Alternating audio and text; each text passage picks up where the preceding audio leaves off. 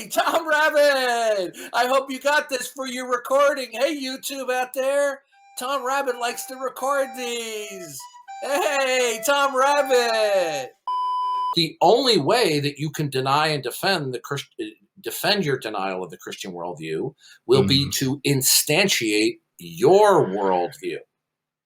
Well, here's the issue with that, is that you're the equivalent of the man coming to my front door and saying, but I have the answer. And you're very dogmatic, which means that you're not going to be able to give me any other type of options on the table. So when I have another person come to me and knocks on my door and says, yeah, he's wrong, and if you don't believe in what I believe in, then you're not coming to the right conclusion and you can't rationalize. So now I have multiple worldviews presenting themselves from very heavy biased sources that can say they cannot be wrong.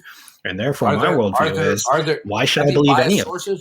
Why? Because there's only one worldview that is internally consistent and has the necessary characteristics and attributes to provide for human intelligibility. The Christian worldview is the only worldview that possesses the central ingredients, namely the existence and character and attributes of the God of the Bible, that will provide the basis for human intelligibility. Okay? By the way, there are no unbiased sources. Everyone holds a worldview. Yeah. Do you think you're unbiased? All you're simply doing is, this is what you're doing is, the Christian world has either been presented to you,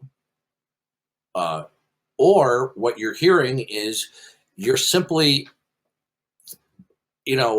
just responding by lifting up your shoulders and shrugging and saying, well, you say so, they say so. All you're just simply saying is that you're just undecided. Well, Darth thinks he's neutral. That's the problem. Yeah. This guy thinks he's neutral. It's more like this. It's more like this. You're coming up to me and saying, this is the healthiest fruit for you, but you're the person who cannot be wrong, who says they cannot be wrong. So all I'm just trying to say... That is a misrepresentation of what I've just said. I am not saying that the Christian worldview is best for you. I'm not saying the Christian worldview is the best explanation. We're saying that the Christian worldview is the only worldview I understand that has the attributes for human intelligibility. Now, if you do not, do you have a basic familiarity with the Christian worldview? Yeah, I spent 20 years as a Christian before I turned 18. Okay, good. Now, are you an atheist now? Yeah. Okay, so basically you're opposing the Christian worldview by virtue of the fact that you hold to a not God worldview, right? So when you say to me that just people are coming to your door, the Christian worldview, the Mormons, whoever, and you're just shrugging your shoulders and just saying, I can't make heads or tails out of these different worldviews, you are not transparently representing what your position is. Your position as an atheist is that there is no God and that ultimate reality is ultimately indefensible. That is your position. No, my position is I can't say there is no God because I'd have to have proof for that. Okay, so now we're going to have to go down the typical atheist cliches, which I have to tackle every single day. Okay? What you were doing, no, I'm not going to hold on. I'm going to finish responding. I am not going to, okay, you can pause that and I'll listen to you momentarily. We're going to show you how you deny God's existence. I'm going to finish what you're saying, okay? Now I'm getting distracted and I don't want to have a Joe Biden moment. Okay. Now, the point is you are an atheist. Now, when I have pointed out what your atheism actually is, in spite of the fact that you are objecting, okay, you are now raising the typical atheist cliches, okay, which is called lactheism. And I can show you by a very quick analysis that you are not accurately representing your worldview. I will simply ask you a simple question. Do you positively believe that God, as ultimate and creator, is the necessary precondition of all facts that are not God? No. Okay, so what that entails then is that you believe in the independence of the actuality of facts from God. Are we clear? Okay, so listen, do you know what the law of excluded middle is? Yeah, you can't be you can't say I don't know. It's either no. That is not the law of excluded middle. Yes or no. That is not the law of excluded middle. The law of excluded middle. The law of excluded middle is something is either A or not A. It excludes a middle. Now, either you believe that all facts depend and derive upon God, or not. Are we clear at that point? No, because I don't believe either. The answer is I don't know. No, I didn't ask you. I didn't. Okay, notice what you're doing is you are responding to me with the average, typical atheist cliches and platitudes. Okay, I'm going to show you. Okay, it does matter because I'm going to show you how those platitudes are vacuous. Now, do you accept the three basic laws of logic: the law of identity, the law of non-contradiction, and the law of excluded middle? Sure, I don't understand them in full, but I am aware that I can use them. We're gonna focus on the law of excluded middle. Something is either A or it is not A. Okay. True. Now we're just talking about basic laws of logic. We're not talking about multivariate logical systems that are an add-on in other conceptualizations. It's those other logical systems are not really relevant. Okay, because they would require the law of excluded middle even to develop multi-valued logic. Now, agreed. The law of excluded middle says that something is either A or it is not A. There is not a middle ground. It's an excluded middle. There's no middle ground. Something is either A or not A. Okay, are we clear on that? Good. I agree. Now, all I'm doing is filling in the value of A. Either you believe that God is the necessary precondition of all facts, or to put it differently, either you believe in the absolute dependence and derivationalness of all facts from God, or you don't believe that. I don't believe, correct. But it doesn't mean I do believe X.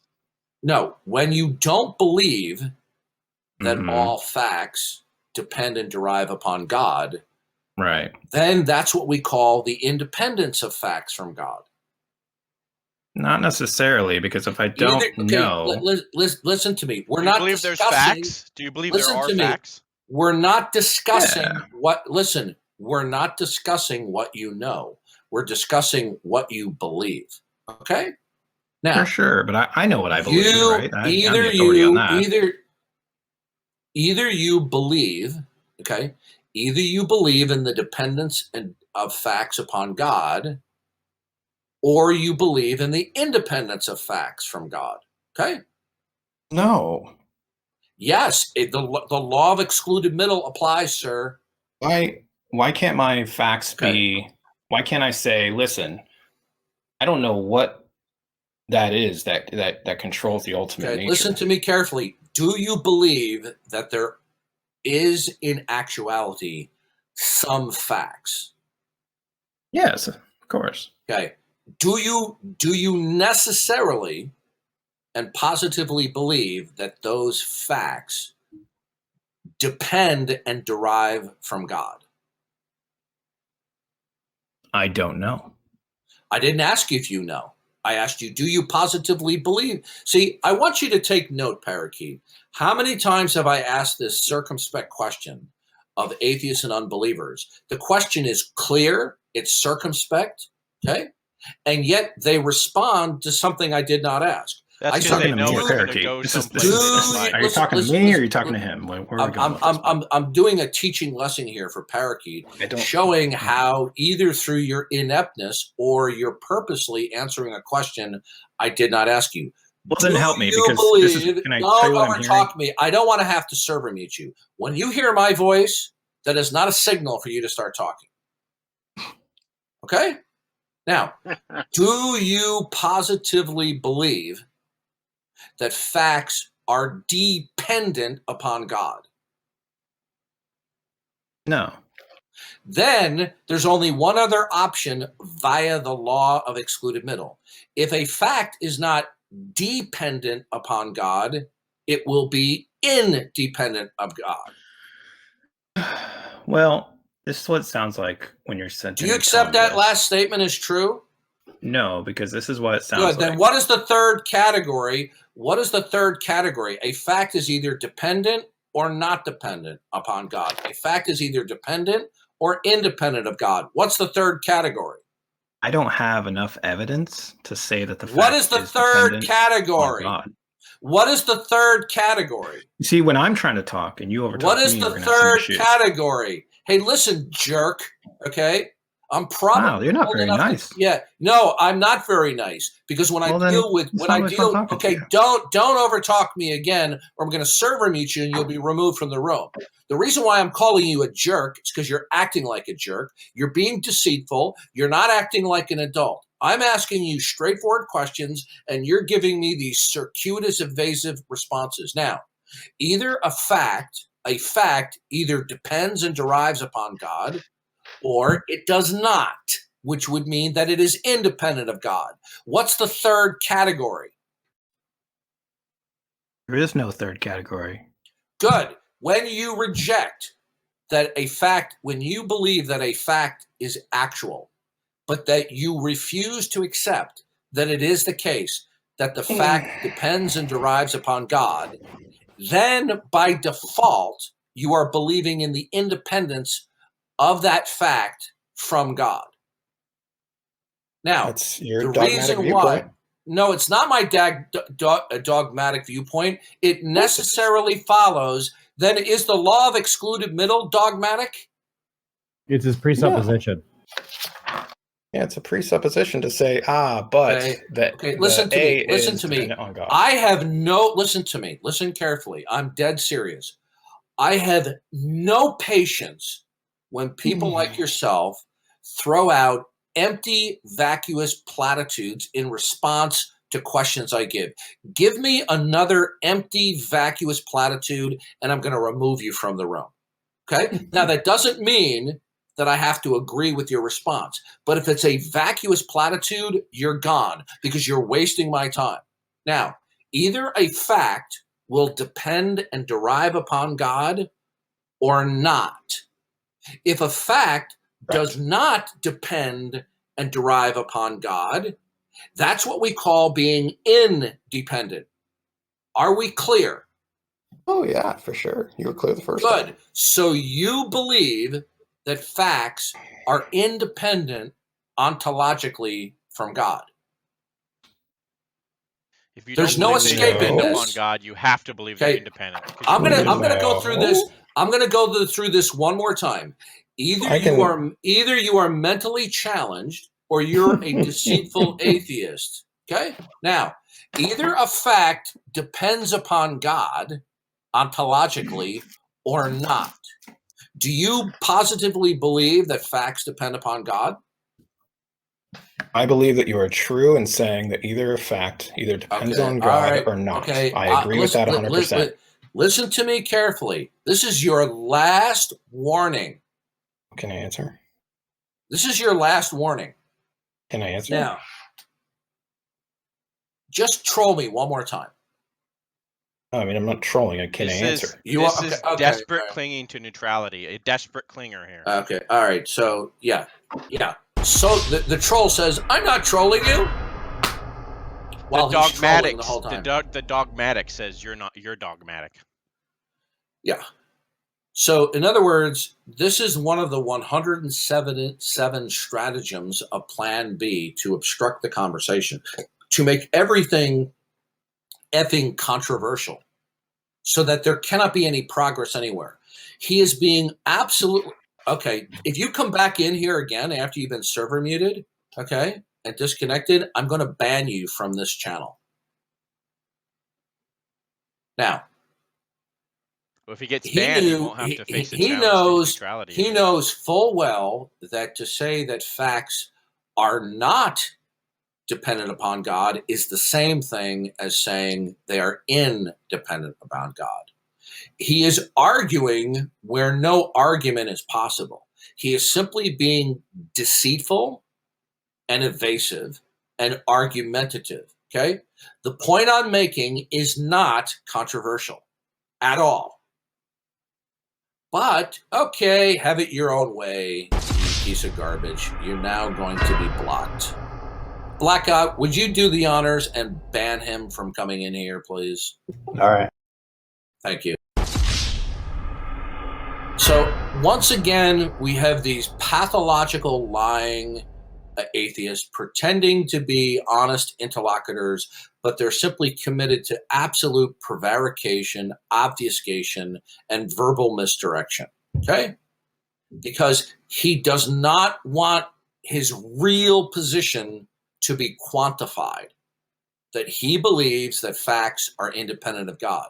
Because the moment he admits to that, it will exemplify that he's not neutral. He is not non-committal.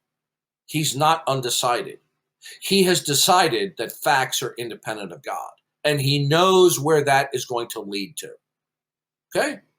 And so rather I don't than think he intellectually knows. I think he has a kind of instinctual notion that it's where it's gonna lead. Right. So in other words, he knows that I'm moving in a particular line of discursive reasoning. Right? And he knows that I'm being methodical about this. It's uncomplicated, it's clear, it's circumspect, and he does not want to grant me the process of discursive reasoning. Okay? So what he's doing is he's scuttling the conversation before it can make any progress at all. This is deceit, this is deception, and it's just absolute dishonesty. Well, he wants to say that the facts are derived from he doesn't know, I don't know. But I don't know is not God. That's not God. So this is what they do in the conversation. They just pick a fight in non-controversial points in a line of discursive reasoning. These people are just fundamentally dishonest. Go on to Tom Rabbit's channel, okay? By the way, did you get that, Tom Rabbit?